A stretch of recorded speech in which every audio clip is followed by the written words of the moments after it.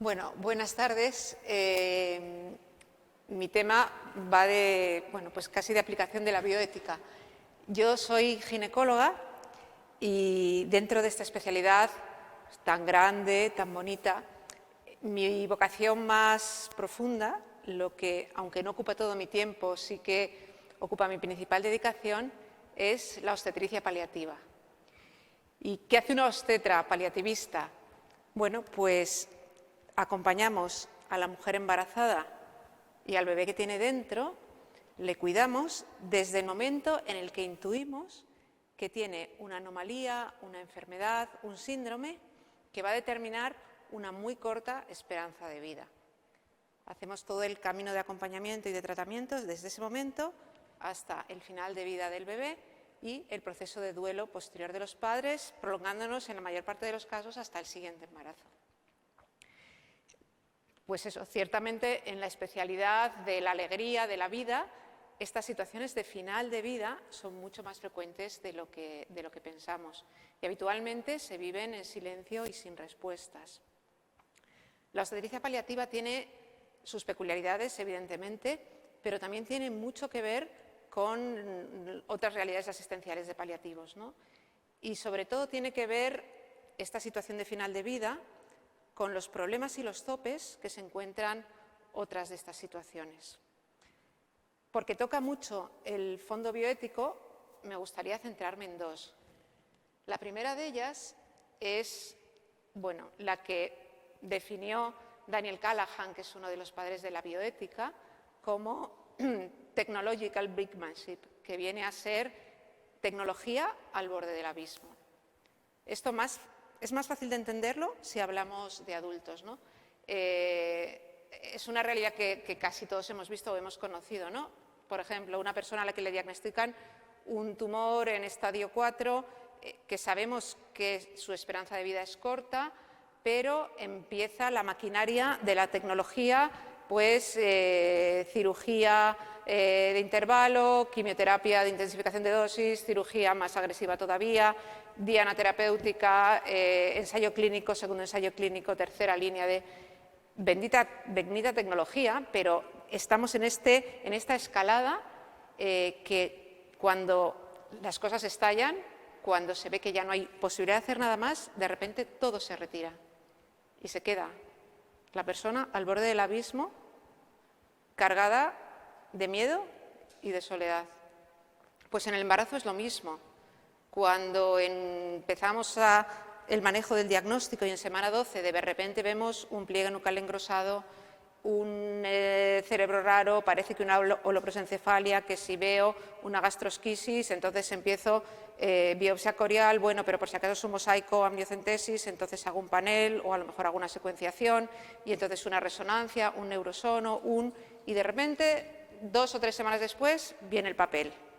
Trisomía 18, holoprosencefalia, tetralogía de Fallot, y esto se les entrega a los padres. Y en ese momento, ¿qué se ven? Cargados de miedo y de angustia al borde del abismo. La segunda cosa, el segundo tope en la vivencia del final de vida que quiero traer hoy es el del poder de las palabras. Y sobre todo cuando las palabras vienen de boca de profesionales. Las palabras definen realidades, pero sobre todo las crean. Y hablando de obstetricia paliativa hay un término que forma parte de las guías, de los libros, de las clases, de las conferencias, que es incompatible con la vida. Trisomía, incompatible con la vida. Malformación, incompatible con la vida. Si pensáis, ¿cuándo utilizamos el término incompatible con la vida en adultos? Por muy enferma que esté una persona, por muy grave, aunque le queden 3 segundos de vida, decimos situación terminal, situación de extrema gravedad, al borde de la muerte, pero la expresión incompatible con la vida solo se usa para personas que ya han muerto. Ingresó cadáver por lesiones incompatibles con la vida. Presentaba un traumatismo incompatible con la vida. Solo se refiere a muertos. ¿Cuál es el poder de la palabra?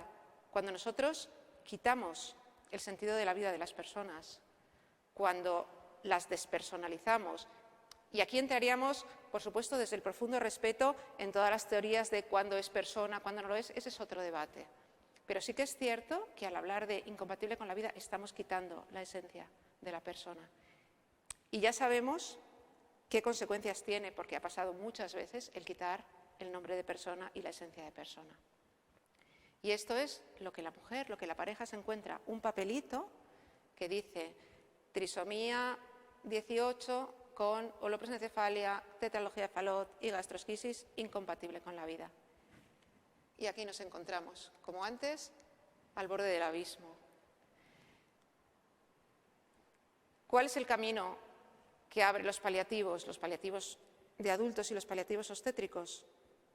El camino de la dignidad, el que va a poner en valor desde que se intuye una posible situación de final de vida, toda la vida de esa persona, dure 3 días, dure 3 años, sea intraútero o sea fuera. Y al final la dignidad, ¿qué es? Pues ese ser, esa dignidad del ser no es más que lo que queda cuando nada más puede serle quitado. Aquí entra la bioética, aquí engarzamos con la bioética. Afortunadamente el concepto de bioética se ha hecho cada vez más generalizado, cada vez hay más gente que habla de bioética. Sí que es cierto que en casi todos los foros nos quedamos en la bioética de corte norteamericano, ¿no? Los principios de beneficencia, no maleficencia, autonomía y justicia. Y que además, en la práctica asistencial nuestra, probablemente por influjo de toda la órbita angloamericana, prima el principio de autonomía y además generalmente no muy bien comprendido. Pero cuando hablamos de paliativos, y especialmente en la situación nuestra de los obstétricos, creo que hay 2 principios que destacan por encima de los tradicionales norteamericanos y que van a entroncar mucho más con nuestra antropología cristiana, que son el principio de vulnerabilidad y el principio de integridad. Ver la obstetricia paliativa desde la vulnerabilidad nos permite identificar aquellas situaciones de profunda fragilidad que si no caemos en ellas se romperán. Ver la fragilidad, por supuesto, de la vida de ese feto con sus anomalías, ver la fragilidad del vínculo de una madre que no sabe si vincularse para no sufrir, ver la fragilidad de la pareja que de repente se rompe porque el objetivo común desaparece, ver la fragilidad de la esencia maternal, de ese ser biológicamente madre que de repente se aboca a un sinsentido. Si no identificamos las fragilidades, podemos pasar por encima de ellas y romperlas. Y el segundo principio que encaja en nuestra práctica es el de la integridad. La integridad comprendida como ese hilo conductor que da sentido social, que da sentido biológico y que da sentido personal. Podríamos ver así el cordón umbilical que une a la madre con su hijo, en ese ser uno. Esto lo llevo viendo yo toda mi práctica profesional, ¿no? Madre e hijo es un binomio indisoluble, no solo dentro del útero, sino después. La ruptura de ese binomio, la ruptura de la vivencia de la maternidad, de ese sentido que una mujer experimenta desde muchos años antes, ese deseo, esa vivencia que culmina con la gestación, no debe ser roto. La vulnerabilidad y la integridad nos abren un camino entre esos topes que hemos descrito antes. Y bueno, pues así, desde esta perspectiva, procuramos llevar adelante nuestra práctica. Y en esta, bueno, cada mujer es un mundo, cada pareja es distinta y sobre todo cada realidad de embarazo es diferente. Pero sí que hay elementos comunes que ocurren siempre y que sí me gustaría transmitiros porque también, bueno, pues tienen un trasfondo bioético profundo, ¿no? El primero de ellos tiene que ver con este sentido que decíamos de integridad y es la vinculación de la madre con el niño.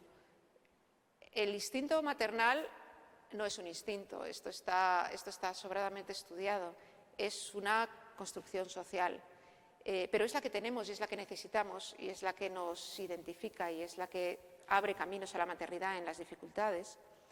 Y este instinto maternal o este aprender a ser madre-padre se basa durante el embarazo en un vínculo con un hijo imaginario.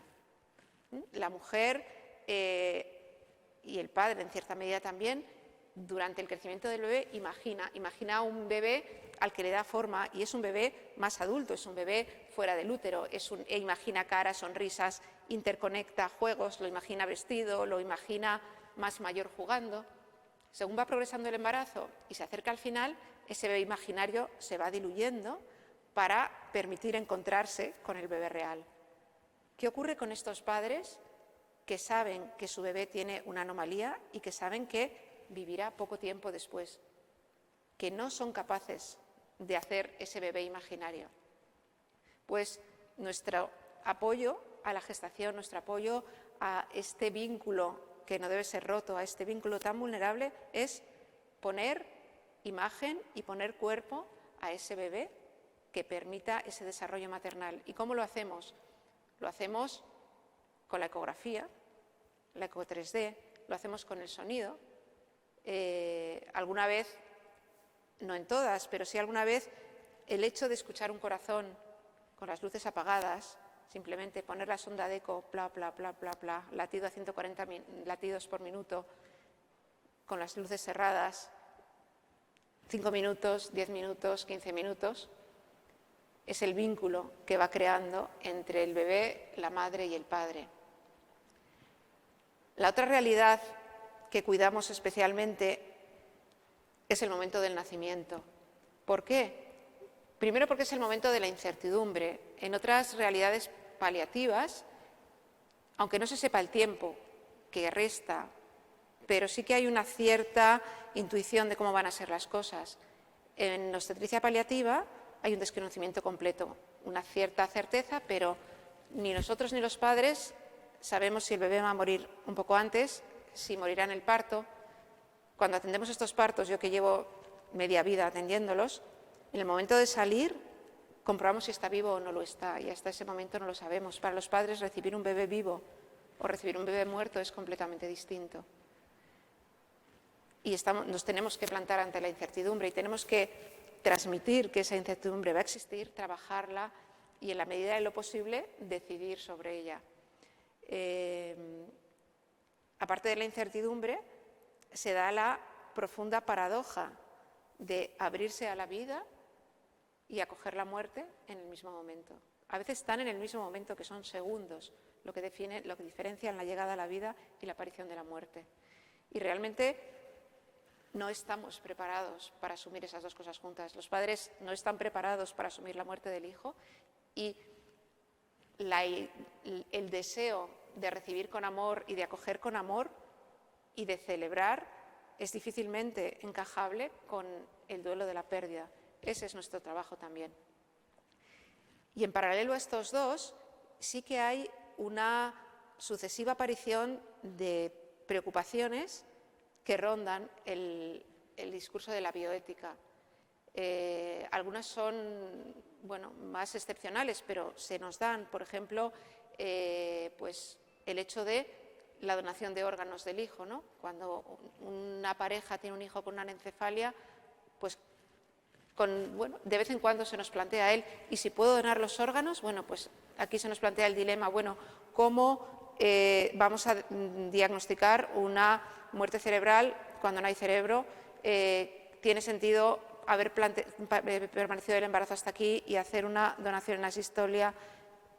Son problemas complejos, pero problemas que aparecen. ¿Hasta cuándo? ¿Hasta cuándo respetar la autonomía de los padres?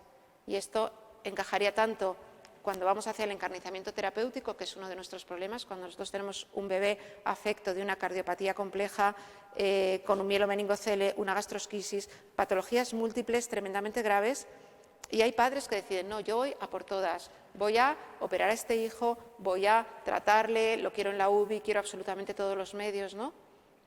Desde el principio de justicia nos planteamos si eso puede ser, si eso es encarnizamiento terapéutico, ¿dónde llegamos ahí? ¿No? ¿Dónde se pone el límite a la autonomía de los padres y quién lo pone?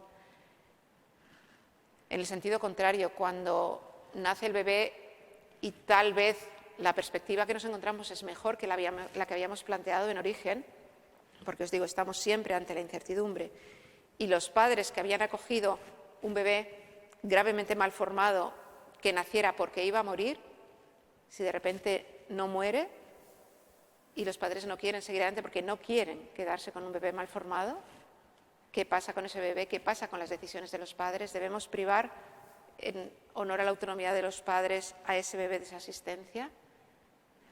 Realmente, bueno, pues es complejo acompañar y aquí afortunadamente, bueno, pues contamos con nuestros comités de ética asistencial que nos respaldan y nos apoyan y bueno, creo que el haber acompañado a los padres desde el principio, desde el reconocimiento y la expresión de la vulnerabilidad, desde la expresión de nuestra propia vulnerabilidad y nuestra propia fragilidad como profesionales, ayuda en el diálogo a evitar que estas situaciones se den. Y en nuestra realidad finalmente llega el día.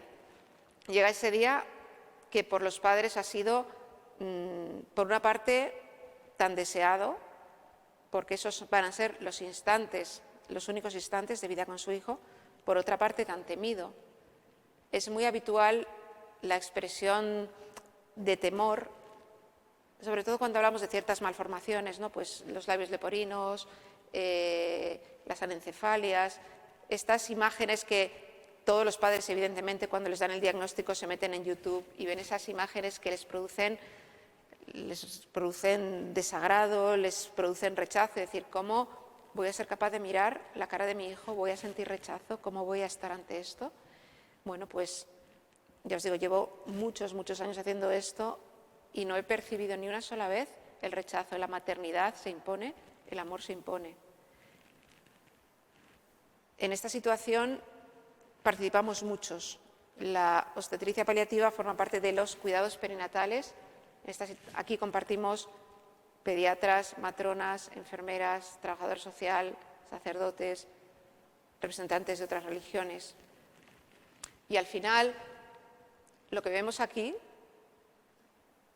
es pura, auténtica expresión de la dignidad. Y de verdad os digo, bueno, sí, llevo muchos años trabajando, he hecho miles de partos por medio mundo además, y la sensación de dignidad y la sensación de amor que se derrama, pocas veces la he visto como se ve en cada uno de estos partos. ¿Qué deciros cuando además esto los padres lo viven desde la fe? Desde la experiencia de la fe, la cruz es el paso a la toma de conciencia radical del concepto de dignidad, a la reflexión de eso tan sublime que a la vez se muestra y se esconde. Desde mi experiencia personal también os digo que es una experiencia de fe. Cada vivencia, cada una de estas vivencias de acompañamiento y de parto son una profundísima experiencia de contemplación. No sé, podría definirlo como un sobrecogedor, como si presente me hallase ante la dignidad que se esconde. Cuando al final el bebé muere, el acompañamiento nuestro continúa. Continúa en el duelo, continúa en cosas tan peculiares de esto como es la lactancia sin hijo, lo que algunos de nuestros compañeros llaman las lágrimas blancas, ¿no? La vuelta a la casa vacía, la cicatriz de cesárea cuando ha sido necesaria o el vientre todavía abultado, el recorrer ese duelo, el trabajo para no hacer un hijo sustitutivo, los miedos ante la próxima gestación y el comienzo de ella, ¿no? Más o menos hasta ahí alcanza nuestro trabajo. Y en este tiempo posterior, a mí me gusta siempre escribir una tarjeta a cada pareja que acompaño.